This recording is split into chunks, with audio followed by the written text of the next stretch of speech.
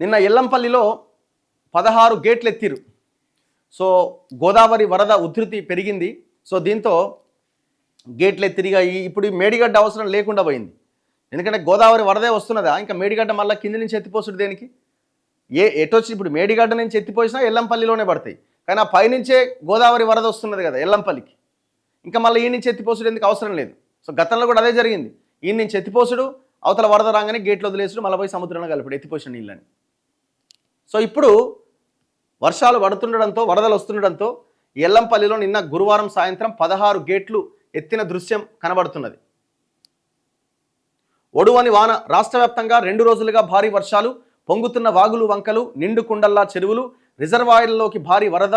ఎల్లంపల్లి 30 గేట్లు ఎత్తిరు. గోదావరిలో వరద ఉధృతి. భద్రాచలం వద్ద 29 అడుగులకు చేరుకున్నది. ఆల్మట్టి నిండడంతో కృష్ణానదిలో కూడా మొదలైన వరద.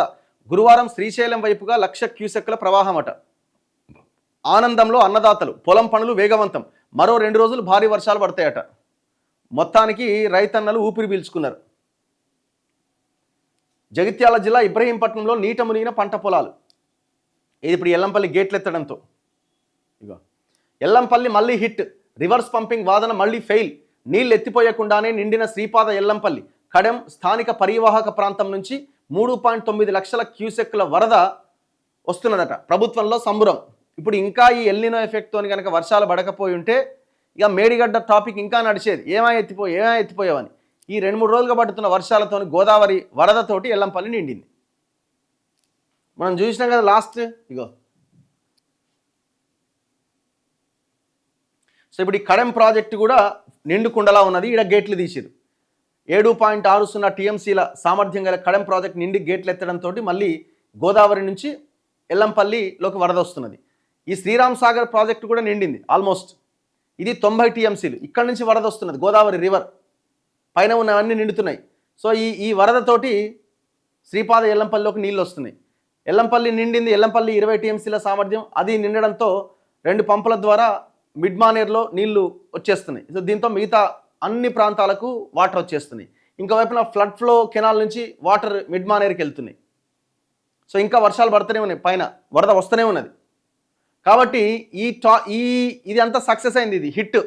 ఇగో ఈ కాన్సెప్ట్ ఇక అయిపోయింది. దీని పని మొన్నదాకా ఇది ఎందుకు నడిచింది? మేడిగడ్డ అని. ఈ ప్రాణహిత నది ఇక్కడ పైన కురుస్తున్న వర్షాలతోటి ప్రాణహిత నది ప్రవహిస్తుంటే ఈ మేడిగడ్డ నుంచి ఎత్తిపోయొచ్చు కదా, రైతులు ఇబ్బందుల్లో ఉన్నారు కదా అనే ఒక చర్చ స్టార్ట్ అయింది.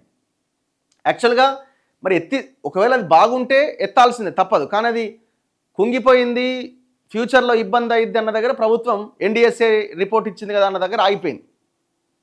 ఇక ఎవరి రాజకీయాల వాళ్ళని కాంగ్రెస్ ఉంది, బీఆర్ఎస్ ఉంది. అది ఒక్కసారి ఎత్తితే ఆ నీళ్ళు కనిపిస్తే ఆ ఫోటోలు బయటకు వస్తే ఇక కాళేశ్వరం సక్సెస్ అయిందని చెప్పుకోవచ్చు అని బీఆర్ఎస్ వాళ్ళది. కానీ వాళ్ళ ఆశలు ఎక్కువసేపు నిలవలే. అంటే వాళ్ళ రాజకీయం మొత్తానికి ఏమైంది? ఈడ ఎల్లంపల్లి నిండింది. ఎల్లంపల్లి నిండేసరి ఇప్పుడు ఈడ ఎత్తిపోసినా ఎల్లంపల్లికి రావాల్సిందే. ఇప్పుడు ఉత్తగా గ్రావిటీ ద్వారా ఈ వరదతోని నీళ్లు ఎల్లంపల్లిలో పడుతున్నాయి. అయిపోయినట్టే కదా. పోయిన గవర్నమెంట్ హయాంలో జరిగింది ఏంటంటే వీళ్ళు టైమింగ్ చూసుకోకుండా ఇక్కడి నుంచి ఎత్తిపోయడం, ఈ ఎల్లంపల్లిని నింపడం, ఎల్లంపల్లి నింపంగానే వరదలు రావడం, వరదలు రాగానే ఈ కెపాసిటీ ఏమవుతుంది నిండిపోయిన తర్వాత మళ్ళీ గేట్లు ఓపెన్ చేసి మళ్ళీ తీసుకుపోయి మళ్ళీ సముద్రంలో కలవడం. ఇది రొటీన్గా మారిపోయింది. ఎత్తడం, తిప్పడం, మళ్ళీ వెనక్కి పోయడం. సో ఇట్లా ఆ మేడిగడ్డ అవసరం లేకుండానే ఎల్లంపల్లి ఇవాళ నిండింది. ప్రతి సంవత్సరం కూడా ఇదే జరుగుతున్నది.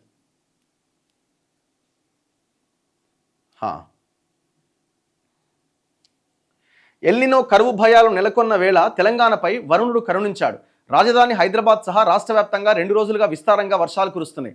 వాగులు వంకలు ఏకమైనవి. చెరువులు కుంటలు పొంగిపొర్లుతున్నాయి. ప్రధాన జలాశయాల్లోకి భారీగా వరద నీరు వచ్చి చేరుతోంది. గురువారం రాత్రి శ్రీపాద ఎల్లంపల్లి ప్రాజెక్టు 30 గేట్లెత్తి నీటిని కిందకు వదులుతున్నారు. భారీ వర్షాలతో మురిసిపోతున్న అన్నదాతలు రెట్టించిన ఉత్సాహంతో వ్యవసాయ పనుల్లో నిమగ్నమయ్యారు. భారీ వర్షాల నేపథ్యంలో అధికారులు అప్రమత్తంగా ఉండాలని ప్రభుత్వం సూచించింది. రెవెన్యూ శాఖ మంత్రి పొంగులేటి శ్రీనివాసరెడ్డి గురువారం జిల్లా కలెక్టర్లతో వీడియో కాన్ఫరెన్స్ నిర్వహించి పరిస్థితిని సమీక్షించారు. ఎలాంటి విపత్కర పరిస్థితినైనా ఎదుర్కొనేందుకు సిద్ధంగా ఉండాలని ఆదేశించారు. నిన్న దంచి కొట్టిందట వాన.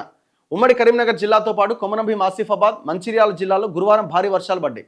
వాగులు ఉధృతంగా ప్రవహిస్తుండగా చెరువులు నిండుకుండలా మారినాయి. కొంత నార్త్ తెలంగాణలో వర్షాలు ఎక్కువ పడుతున్నాయి, సౌత్లో కొంచెం తక్కువగా ఉన్నాయి. జగిత్యాల జిల్లా సారంగపూర్ శివార్లో బతుకమ్మ కుంట కట్ట తెగింది. ఇబ్రహీంపట్నం మండలం ఫకీర్ కొండాపూర్ వద్ద రోడ్డు కొట్టుకపోయింది. శుక్రవారం జగిత్యాలలోని ప్రభుత్వ ప్రైవేటు విద్యా సంస్థలకు సెలవులు ప్రకటించారు. వరద ఉధృతికి దహేగాం మండలంలోని కుంచవెల్లి సమీపంలో పీపీరావు ప్రాజెక్టు ప్రధాన కాలువకు గండిపడ్డది. అత్యధికంగా సారంగాపూర్ మండలంలో 128 మిల్లీమీటర్లు, వెల్గటూరు మండలంలో 103 మిల్లీమీటర్ల వర్షం పడ్డది. ఆసిఫాబాద్ జిల్లా బెజ్జూరులో 183 మిల్లీమీటర్ల వర్షం పడ్డది. శ్రీపాద ఎల్లంపల్లి ప్రాజెక్టుకు గురువారం రాత్రి 9 గంటల సమయంలో 3,90,300 క్యూసెక్ల ప్రవాహం వస్తున్నదట. దీంతో ప్రాజెక్టు 30 గేట్లెత్తి గోదావరిలోకి 4,50,000 క్యూసెక్కుల నీటిని విడుదల చేస్తున్నారు. జగిత్యాల జిల్లాలో 4,38,054 ఎకరాల్లో వివిధ పంటలు సాగవుతున్నాయి. ఇందులో 1,65,000 ఎకరాల్లో మాత్రమే వరి సాగవుతున్నది. సో ఇట్లా కొంత రైతులంతా ఊపిరి పీల్చుకుంటున్నారు. అన్నదాతల సంబరాలు. వర్షాలతో వరంగల్ జిల్లాలో రైతులు మురిసిపోతున్నారు. ఖరీఫ్ సీజన్ ప్రారంభమైనప్పటికీ చినుకు జాడ లేక పంటలకు సాగునీటి ఇబ్బందులు ఎదురయ్యాయి. తాజాగా వరుణుడు కరుణించాడు. ఉమ్మడి వరంగల్ జిల్లాలో సుమారు 5 లక్షల ఎకరాల్లో పత్తి పంట వేశారు. వర్షాభావంతో కొన్ని చోట్ల భూమిలోని విత్తనాలు మాడిపోవడంతో రెండోసారి విత్తనాలు వేశారు. 3 రోజులుగా ఎడతెరిపి లేకుండా కురుస్తున్న ముసురు ఈ పంటలకు ఎంతో మేలు చేస్తుందని రైతులు ఆనందం వ్యక్తం చేస్తున్నారు. పాపం ఇల్లు కూలిపోయింది. అరే మొత్తం కథమైపోయింది. ఎవరిదో భూపాలపల్లి జిల్లా పలిమేల మండలం సర్వాయిపేటలో కూలిపోయిన ఇల్లు. కొమరంభీం జిల్లా లింగాపూర్ మండలంలో ఉధృతంగా ప్రవహిస్తున్న పిట్లగూడ వాగట. ఆదిలాబాద్ జిల్లా లాల్గడలో విద్యార్థులను ఇంటికి తీసుకెళ్తున్న గ్రామస్తులు. ఇక కొన్ని గ్రామాలకి రాకపోకలు మొత్తం కథమైపోతాయి. ఎందుకంటే మన రోడ్లు అంత అద్భుతంగా ఉంటాయి. తాలిపేరు ప్రాజెక్టు నుంచి పరవళ్లు తొక్కుతున్న నీరు. సో ములుగు జిల్లా వాజేడు మండలంలో కొట్టుకుపోయిన డైవర్షన్ రోడ్ అట. పెద్దపల్లి జిల్లా నందిమేడారంలో గల నంది పంప్ హౌస్ నుంచి ఎత్తిపోతలు. మంచిర్యాల జిల్లా కన్నెపల్లిలో నీట మునిగిన పత్తి పంట. సో చాలామందికి పర్యాటక ప్రాంతం ఇది బొగతా జలపాతం అన్నది. సో ఎట్లా ఉధృతంగా ప్రవహిస్తుందో చూడండి. ములుగు జిల్లా వాజేడు మండలం చీకుపల్లిలోని బొగతా జలపాతం ఉధృతంగా ప్రవహిస్తోంది. సో అక్కడ టూరిస్టులని మొత్తం నిలిపేసిరట. గురువారాల్లో సందర్శన ఆపేసిరు. ఎందుకంటే వరద చాలా భయంకరంగా ఉన్నది. ఇగో అన్ని ప్రాజెక్టులు. నాగార్జున సాగర్ నీటి మట్టం 312 టీఎంసీలు అయితే 136 టీఎంసీలు ఉంది ప్రస్తుతం నీటి డెడ్ స్టోరేజ్. అది కూడా ఇంకా నీకు శ్రీశైలం గేట్లు ఎత్తితే కానీ సాగర్కు నీళ్లు రావు. సో శ్రీశైలం కూడా ఇంకా సేమ్ ఇంకా ఇప్పుడు వస్తున్నది ఫ్లో. ఇన్ఫ్లో 89,240 క్యూసెక్ల ఇన్ఫ్లో ఉందట. So Jurala almost 9 TMC, Jurala 7 TMC పైన నీటి నిల్వ ఉన్నది. అక్కడ గేట్లు ఓపెన్ చేసి శ్రీశైలానికి నీళ్లు పంపిస్తున్నారు. ఇక పైన ఉన్న ప్రాజెక్టులన్నీ నిండినాయి. నారాయణపూర్ నిండింది 37 టీఎంసీ, ఆల్మట్టి ఆల్మోస్ట్ నిండింది. సో ఇవన్నీ నిండినాయి. ఇవేమో కృష్ణాకు సంబంధించినవి.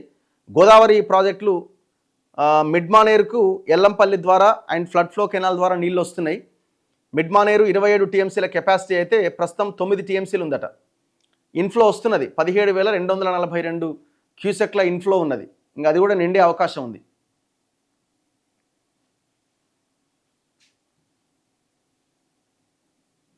చలో, సో ఇది వర్షాలకు సంబంధించి